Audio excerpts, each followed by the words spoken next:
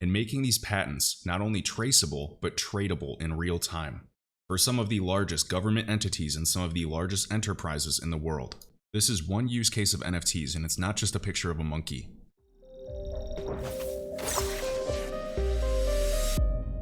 What's up guys, Kevin Cage here with another crypto update. In today's video, we're going to dive into Ripple, Algorand, Casper, Hedera, and a variety of groups all tied to the Hyperledger Foundation. So what is Hyperledger and what is this Hyperledger Foundation? Hyperledger is an umbrella project of open source blockchains, so a variety of networks and related tools, started back in 2015 around the birth of Ethereum by the Linux Foundation, and has received contributions from IBM, Intel, SAP, the Ariba network, to support the collaborative development of blockchain-based DLTs. Focused on building and creating the needed frameworks, standards, tools, and libraries to build blockchains and related applications. You can learn more at hyperledger.org and taking a look at their landscape and their overall ecosystem. 170 cards with a total market cap of $2.6 trillion and funding over $5.2 billion. The premier members include Accenture, an early Ripple investor, huge with digital transformation for a variety of firms around the globe. We have the DTCC, the Depository Trust and Clearing Corporation. This is also known as the Federal Reserve before the Fed, an enormous operation providing the vast majority of clearing and settlement services for securities in the United States. To put this in perspective, the DTCC processed $2.15 quadrillion, and a quadrillion is 1,000 trillion, in securities in 2019 alone. Now this is in 2020, and they were looking at distributed ledger technology, and they're on Hyperledger's foundation. And this is in 2020. Now we've had more monetary printing than ever before, so I would assume that this $2.15 quadrillion is significantly higher. Fujitsu, Hitachi, IBM, and JP Morgan, our favorite. Just kidding. Now we can see their members including American Express, Ripple Partner. We can see Casper Labs, China Systems, Cognizant, Consensus, huge Ethereum ties with JP Morgan, CVS, Digital Asset, even FedEx. We have Filecoin, Flowchain, Hedera, we have Huawei, and Huawei is one of the largest telecom giants in the world based in China. We have IOHK, one of the founding entities behind Cardano. We have IPWE, which is partnered with Casper to create new approaches to patent ownership verification. Casper Labs and IPWE are deploying a chain of custody solution enabling government entities and some of the largest enterprises in the world to better manage and utilize their IP, their intellectual property. So they are tokenizing the patents or intellectual property, making it an NFT on top of Casper's blockchain, therefore making patent records have metadata with tons of information, and making these patents not only traceable but tradable in real time for some of the largest government entities and some of the largest enterprises in the world. This is one use case of NFTs, and it's not just a picture of a monkey. Understand that Casper's blockchain has smart contracts that can pay for themselves. Their NFTs can be upgradable when necessary. When I was deploying NFTs, I made some errors or mistakes. Imagine if a business was making some type of NFT. You need to make sure that certain contracts can be deployed and upgraded as necessary. Otherwise, you have to start from scratch. Enterprise customers understand these benefits. We have Lenovo. You have the Moscow Exchange. You have NTT Data.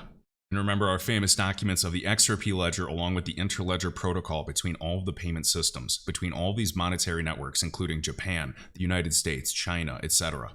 With a variety of platforms including the Hyperledger Fabric. We have R3 with Corda, we have Ethereum, IBM, SAP, Oracle, Intel, Tesla, other platforms including Microsoft, Google, Netflix, Uber, and of course payment platforms with Alipay, Square, PayPal.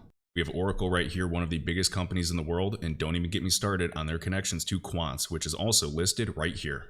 We have R3, an absolute behemoth. We have the BSN, the blockchain-based service network. And remember that Casper Labs and China's blockchain service network are partners, and Casper is one of their primary partners. The BSN is a platform that provides developers with easy onboarding into public and private blockchains they can use to build apps with reduced operational costs, improved flexibility, and better regulatory oversight. They've deployed more than 120 city nodes across China, serving as data centers dedicated to running and processing transactions on the blockchain network supported by BSN. BSN is to build a digital Silk Road, going to be a huge Web3 player. So don't be surprised when you see additional supply chain management tracking or even potential smart city use cases. And of course the company Ripple. We also have Spur Bank. And remember, this year, Sberbank gets a license from the Russian central bank to issue and exchange digital assets. Sberbank is the country's largest retail bank. We have Siemens. My dad actually used to work for Siemens. We have Soramitsu.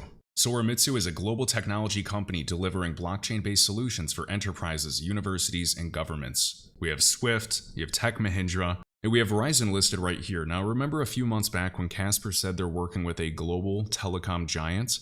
Well, I'd assume it's either going to be Verizon, Huawei, or maybe Deutsche Telekom. It might be another one that's slipping my mind.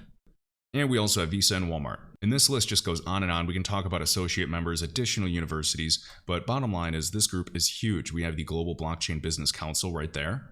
We have the Interwork Alliance. We have the Ethereum Enterprise Alliance. We have Stellar. We have Smart Dubai, which it looks like is a giant plan to make Dubai a smart city, as you can see. And remember that Ripple the company has a regional headquarters right in Dubai in their financial district with over 2,500 businesses there. I saw a funny article the other day and they said that Ripple only uses that office in Dubai for networking. And if that's the case, I'm okay with that.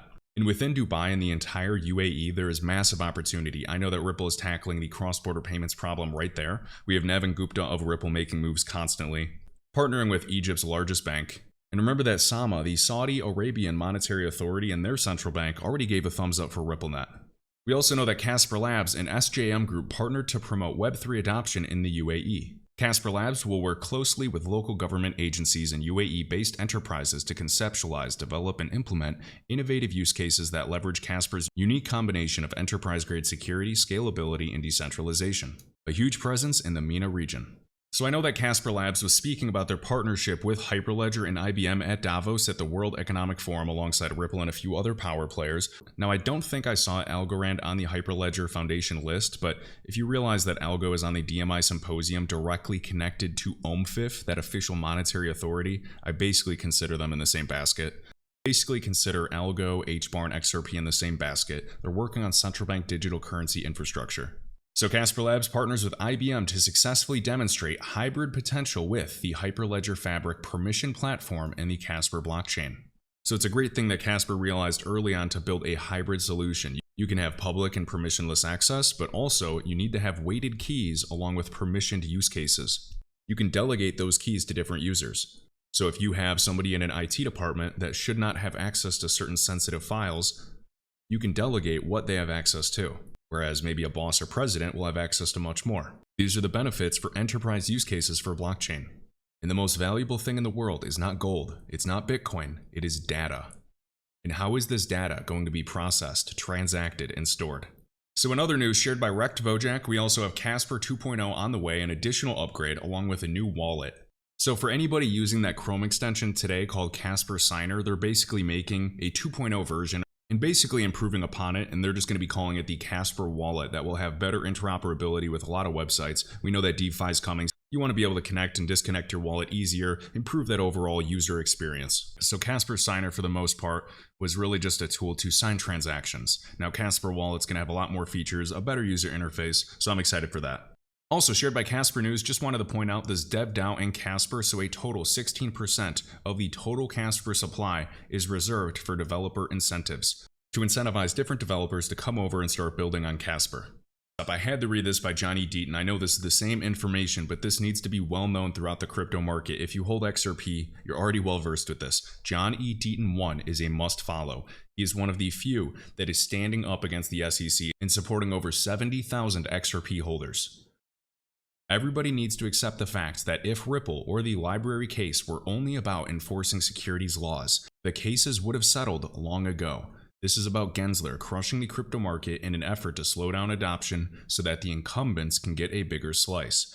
And what he's referring to is even JP Morgan, even though JPM is on the Hyperledger Foundation, JP Morgan, HSBC, and Citibank control 80% or oversee 80% of all cross-border payments.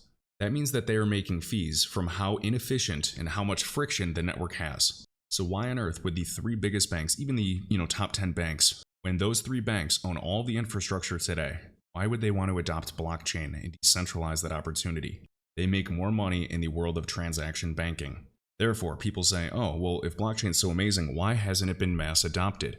It's because these incumbents, the biggest players in the game, are trying to slow this down. Can it be stopped? No, not in my opinion. It's still going to be a very slow bleed. And so what they're doing, JP Morgan built JP Morgan Coin. It's an intra-network. It's a closed network. They're doing their best to maintain power and still own part of this network so that they can make bank from these fees in transaction banking. You see Goldman Sachs building a crypto trading desk. If crypto was going to zero, why are they building this infrastructure? Why does JP Morgan have so much Ethereum? Think about it. Next up, shared by Crypto Insight UK. This is an awesome thread, guys. Definitely check this out. Why I think India's pending CBDC will be built with Ripple on the XRP ledger. Yes, this is speculation. Remember in June 2020, the path forward for digital assets adoption in India, written by Ripple. One of Ripple's original ideas regarding the distribution of XRP was to give it away to every person in India. OG researchers remember this, and we can see right here. They did not follow through with this idea, but it shows the importance of this market, the Indian market, to the team at Ripple, one of the largest countries in the world. Their next thoughts, again, from Ashish Birla, an absolute legend, is to go after the top 3 commercial banks in India, and you get 80% market share. The top 3 commercial banks in India have 80% of the market share. So that was their strategy, Pareto's Law, the 80-20 principle. Then they looked at mobile banking and exclaimed in 2018 that in their pipeline they probably have 50% of the Indian market. They said this about 4 years ago, that they had 50% of the entire Indian market in their pipeline. And you can pause the screen right here and just read this. So this leads to the question, what did they achieve? Well, they seem to have signed a deal with the Federal Bank of India for a new cross-border payment system. The RBI, or Reserve Bank of India, has 671 branches and 681 ATMs. And remember, Dr. Rajan was the former governor of this bank, also speaking at Ripple's Swell. And you can see him on stage with Navin Gupta, right here at Ripple's Swell. If you want to see this as well, this is an amazing thread.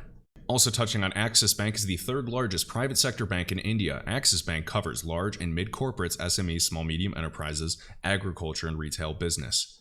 Over 3,000 domestic branches, over 14,000 ATMs. Axis Bank launches a Ripple-powered instant payment service for retail and corporate customers. This was in 2017 in Mumbai. Axis Bank, the 3rd largest private sector bank. Huge. Using Ripple's enterprise blockchain tech. You can also see retail customers in India to receive payments from Rock Bank in the UAE. Ripple ties, along with Standard Chartered. The better question is which banks or FIs don't have connections to Ripple. We have Kotak Mahindra, if I'm saying that correctly, a leading bank in India with over 1,300 branches, using Xcurrent to power remittances back in the day, a 2018 announcement using Ripple. And Crypto Insight UK is sharing a speculation here. I greatly appreciate this thread. I know that this was a lot of work to put together, so thank you. You can see they're now looking for staff partner engineers, compliance, central bank partner solution directors. They're building. They had some very interesting positions open at Ripple in India back in early June. Must have been filled now. Wow. As you can see, a few examples right there. India. And you can always look at Ripple's job postings as well. I used to do that a lot, but now I've been slacking. And Ripple also wrote a document suggesting safe and innovative ways to regulate crypto in India.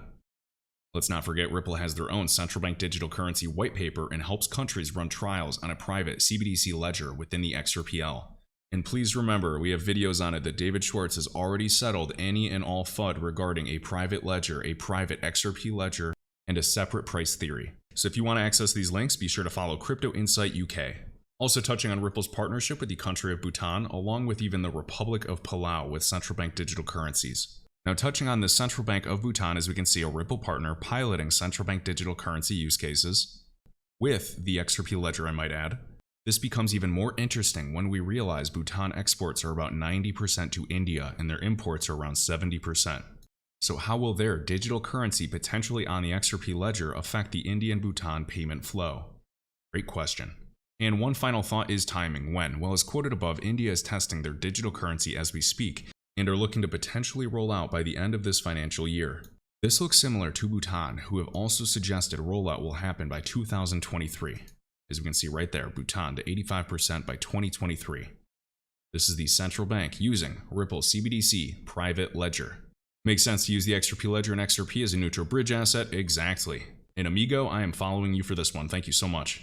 If you enjoyed this video, be sure to hit the like button, subscribe. All links can be found in my link tree linked in the video description, and I will catch you in the next one.